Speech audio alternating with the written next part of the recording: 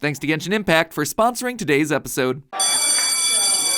Alright class, your assignment was to demonstrate reactions incorporating the tree-based element of Dendro. Tartaglia, I see you're using your hydro powers, very good there. Hutao, yours is, burning. Not entirely sure what you expected there, but yep, it's a reaction. Naimiko, how are you getting along? Show them. Sorry, Yai, but you'll find that wood isn't a very effective conductor of electricity. I'm gonna have to lower your score. Emerge.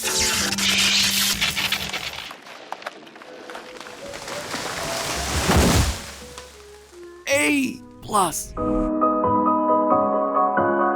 Hello, Internet! Welcome to Game Theory, the show that loves its waifus, but not as much as it loves its science. And there is plenty of both to talk about today thanks to our sponsor, Genshin Impact. The game has just released their 4th country update. In it, you'll be exploring the new region of Sumeru, featuring a plethora of biomes ranging from the lush rainforests around the capital city to a desert full of underground ruins and buried lore. The main story quest focuses on a time loop where several characters start to realize that they've been reliving the same day over and over again, which itself has some fascinating scientific implications, but that's not what I want to focus on today. You see, each new party member in Genshin Impact is associated with one of 7 different elements: Hydro, Pyro, Cryo, Electro, Geo, and Animo. But at the start of this new storyline, we're introduced to Nihida, an archon of a brand new element known as Dendro, which comes from the Greek dendron, meaning tree. Now, plant-based powers, always fun to use in games, but there's more here than just vine whipping and razor leaves. Combat in Genshin Impact is based on creating elemental reactions by combining different elements. Most do what you'd expect. Combine Hydro and Cryo and you're getting yourself a freeze reaction. Combine Cryo and Pyro and you get the melt reaction. Makes sense. But with these new Dendro powers, things start to get a little bit more unexpected. Sure, combining Dendro with Pyro causes burning, and combining Dendro with Hydro causes the growth of seeds. Nothing out of the ordinary there. But what really captured my curiosity was when I started mixing plants with electricity. Now, I'm sure we all remember 2nd grade science class where we learned that wood isn't the best conductor of electricity, but it doesn't seem to be that way in Genshin Impact. When you use Yai Miko's electro attacks with Nihida's Dendro ones, your attacks get stronger, which at first might seem obvious, combining 2 attacks equals 1 stronger attack, but it also produces a quicken effect. And no, I'm not talking about personal finance software here. This is a base effect which increases the damage of your next electro or Dendro attack, creating either aggravate or spread respectively. Now that alone was unexpected, but even more interesting was when you mixed 3 elements. Dendro plus Hydro equals Bloom, but mixing in Electro as the 3rd ingredient creates an elemental cocktail known as Hyper Bloom, turning the seeds into guided missiles that seek out the nearest enemy. I don't care how many gigawatts he got, you are not getting seeds to leap up into the air to become guided missiles, right? Right? Well, I was curious about these reactions and whether or not they were based in some form of reality, so I did a bit of digging only to find that there's way more to the relationship between plants and electricity than our school science classes would have us believe. So stick with me, theorists, because I got a feeling that today's theory is really gonna grow on you. So outside of strapping some jumper cables onto my ficus, where can I see the effects of electricity on plants? Well, one of the most common occurrences are during lightning storms. Lightning occurs when particles inside a cloud collide with each other, knocking electrons free, which then attach to other particles. The particles that lose their electrons now have a slightly positive charge and are lighter, thus they go to the top of the cloud. The ones that gain electrons are now heavier and have a slightly more negative charge, causing them to go to the bottom of the cloud. Those slightly negative particles also now need a way to equalize, so when the positive and negative charges grow large enough, that's when you get lightning. It's the discharge as everything equalizes. The ground is also positively charged, which is why lightning is sometimes able to jump downwards towards Earth. But here's where things start to get interesting. You see, air isn't a very good conductor, and lightning wants to take the path of least resistance. That's why it'll strike a lightning rod or a tall building. They're the fastest path to a positive charge and are often made of conductive materials like metal. And while trees aren't exactly the most conductive, they are tall, so they immediately become a much more attractive option than just traveling through plain old air. And the relationship between trees and lightning doesn't just stop there. Trees are made up of roughly 50% water, with a lot of that moisture contained just below the bark. Meanwhile, a single bolt of lightning can generate temperatures of about 54,000 degrees Fahrenheit, nearly 30,000 degrees Celsius. Believe it or not, that's about 6 times hotter than the surface surface of the sun. And so what happens when you heat water really quickly in an enclosed space? Well, it turns into a gas and expands. It needs a place to go in a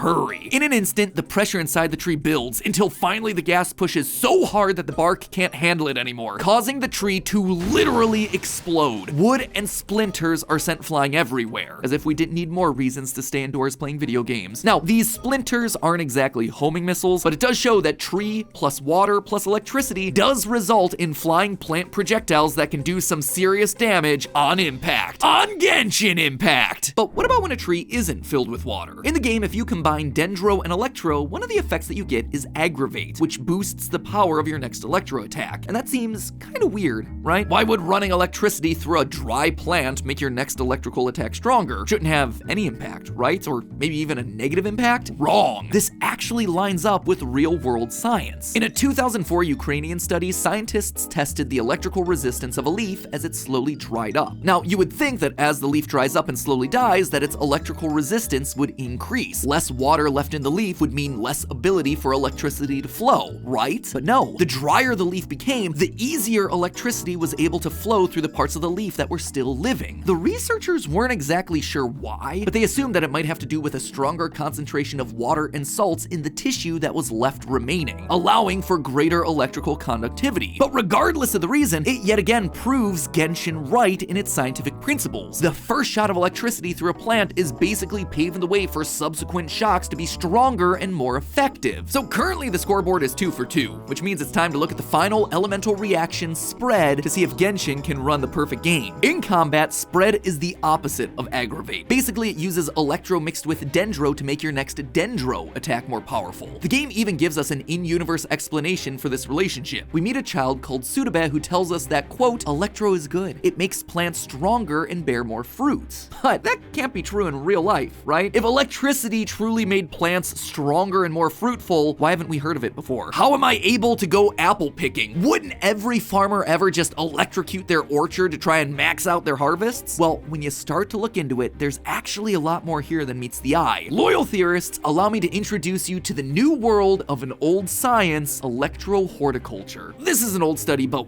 way back in 1746, a researcher named Dr. von Miambre from Edinburgh, Scotland, took 2 myrtle trees and ran an electrical current through one of them to see if it would cause it to grow any differently. Now, there aren't many details available about his exact experiment, but from what I could gather, he used an electrostatic generator to pass a current directly through the tree and back down to the ground. And because static electricity runs at a much lower amperage than a lightning bolt, there was no risk of accidental splinter missiles. Instead, after an entire month of being zapped, the tree appeared to have grown taller and had more leaf growth than its non-electrical twin. This was a huge discovery and could be a great justification for Genshin's claims that adding Electro to Dendro gives you more powerful Dendro. But again, if this was true, why aren't gardeners the world over putting power grids through their fields? To be honest, his conclusions were kind of hard to replicate. Naturally, other scientists saw these crazy findings and conducted similar experiments, but they wound up with mixed results at best. Some claimed that they got the exact same results, others saw no difference, and even more said that their trees outright died due to the electric flow. But if you think a few failed ferns were gonna stop science, then clearly you haven't been watching my videos, in which case you should probably just hit the subscribe button so you can be on top of all the coolest scientific revelations as they relate to modern gen open world video games. It is a very specific niche, but we are good at it. Anyway, at the very start of 2022, scientists decided to take this very old study in a very new direction. Researchers from the Chinese Academy of Sciences in Beijing attempted to prove that electricity aids the growth of plants. But rather than electrifying the plant itself with static electricity, they decided to instead put the plant inside of an electric field. Basically, they placed the seeds on a metal plate that was connected directly to a negative electrode, and above where the seeds were growing was a metal plate connected to a positive electrode. This created an electric field between them as the positive and negative charges tried desperately to come together. After 3 days of germination, seed growth inside the electric field was 40% higher than the control group. When it came to seedling growth, the electrofield resulted in a growth increase of 15%. All in all, the plants inside the electrofield gave a crop yield that was 20% higher than the control group. Seems bizarre, right? Like, why would being in the presence of electricity change plant growth so dramatically? Unfortunately, the research paper doesn't provide an explanation, but you know what? I think think I can. Science has shown that thunderstorms tend to help with plant growth not just because of increased rainfall, but also because their electrical energy helps separate the nitrogen atoms that are floating around in the air. These atoms then fall to the ground, where they're absorbed by the soil and eventually wind up inside a plant's roots. The University of Melbourne, though, has a different solution. Maybe electric fields act kind of like natural pesticides. The electricity doesn't bother the plant, but it might scare away insects, acting kind of like a low-level bug zapper. There's also the fact that within an electrical field, water tends to have lower surface tension, resulting in faster evaporation after rainfall or watering. Lastly, it might just be what electricity does to the plant itself, effectively boosting the metabolism of the plant by accelerating the transportation of nutrients like calcium and bicarbonates. Regardless of which explanation is correct, when it comes right down to it, plant growth involves a lot of chemical reactions, and electricity appears to have the ability to affect each and every one of them for the better. There you have it, my friends. The electro-dendro effects that we see in the game are absolutely adhering to real-world science. Electricity appears to strengthen, grow, and spread plants, even causing them to sometimes spontaneously explode out like a bunch of low-flying missiles. Sure, the results may be a lot more bombastic in the game than they are in real life, but when the alternative is literally watching the grass grow, I think the choice is obvious. But hey, thanks again to Genshin Impact for sponsoring today's video. It's been really fun to put the lore down for once and instead focus on some of the new cool sciencey aspects of the game. So special thanks to them for letting us roll with something a bit out of the ordinary. That said, it doesn't mean that there isn't new lore for us to discover. In fact, in their 3.3 update, they just released a brand new 5-star character, the Wanderer. Once our enemy, he's now an ally with a dark and mysterious backstory full of sorrow and betrayal, which sounds a lot like my kind of character. And if you're dying to understand these characters a little bit more, well, you can now take part in their Wishes from Teyvat event, where you'll receive postcards directly from the characters themselves. Apparently, there are plenty of hidden Easter eggs to find inside of them, and you know what that means: lore! I guess I'm just gonna have to keep checking in to see if Yai Miko has written me back. But if you just fancy something different, there's also the brand new game mode Genius Invocation trading card game. That's right, Genshin now has itself a trading card game. Collect cards, build your decks, and destroy your enemies. And oh yes, my friends, there's lore to be found in there too. I'm not gonna spoil it for you, you'll just have to play it and find it for yourself. So if you want to desperately hear back from your chosen waifu, or you're just interested in trying out the new Dendro powers like we talked about today, head on down to the description and click the link below to download the game on the device of your choice for free in order to start your adventure. It is a huge, massive open world game with a robust story, and all of it is for free. If you're looking for something cool to do this winter,